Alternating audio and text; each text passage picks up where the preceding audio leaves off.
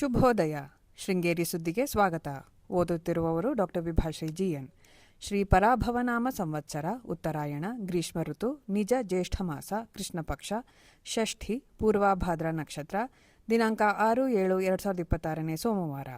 ಮಳೆ ನಕ್ಷತ್ರ ಪುನರ್ವಸು. ಮುಖ್ಯಾಂಶಗಳು: ಮಳೆ ಪ್ರಮಾಣ ಇಳಿಕೆ, ಬಿರುಸುಗೊಂಡ ಗಾಳಿ.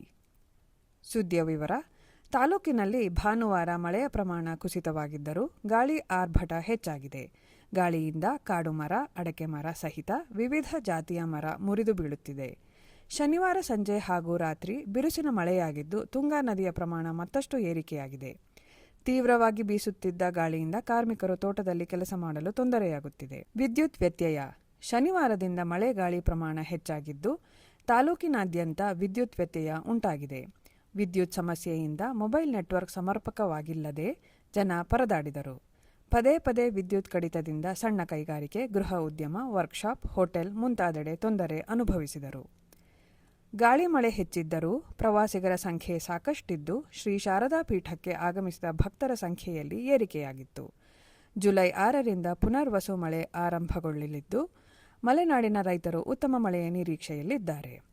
ಮರ್ಕಲ್ ಗ್ರಾಮ ಪಂಚಾಯಿತಿ ಕಿಗ್ಗಾ ಹೋಬಳಿ ಹರಾವರಿ, ಸಸಿಗುಳಿ, ಮಕ್ಕಿಮನೆ ಮತ್ತಿತರ ಗ್ರಾಮಕ್ಕೆ ಸಂಪರ್ಕಿಸುವ ಹಳ್ಳದ ಸೇತುವೆ ಆರಂಭದ ಮಳೆಗೆ ಜಖಂಗೊಂಡಿದೆ.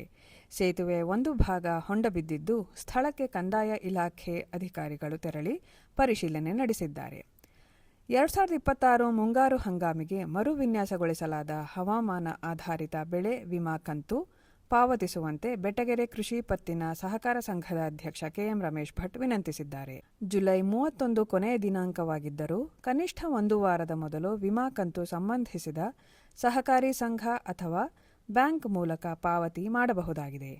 ಅಡಕೆಗೆ ಹೆಕ್ಟೇರ್ಗೆ 6,400 ಹಾಗೂ ಕಾಳುಮೆಣಸಿಗೆ 2,350 ಆಗಿರುತ್ತದೆ ಎಂದು ತಿಳಿಸಿದ್ದಾರೆ.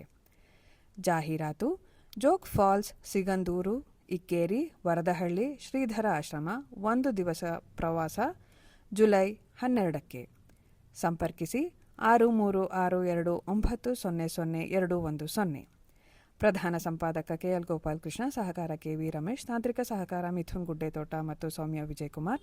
ಜಾಹೀರಾತು ಮತ್ತು ಪ್ರತಿಕ್ರಿಯೆ ನೀಡುವವರು ಶೃಂಗೇರಿ ಸುದ್ದಿ ಕೇಳಲು ನಿಮ್ಮ ಹೆಸರು, ವಾಟ್ಸ್ಆಪ್ ಸಂಖ್ಯೆಯನ್ನು 9448843831 ವಾಟ್ಸ್ಆಪ್ ಮಾಡಿ. ವಂದನೆಗಳು.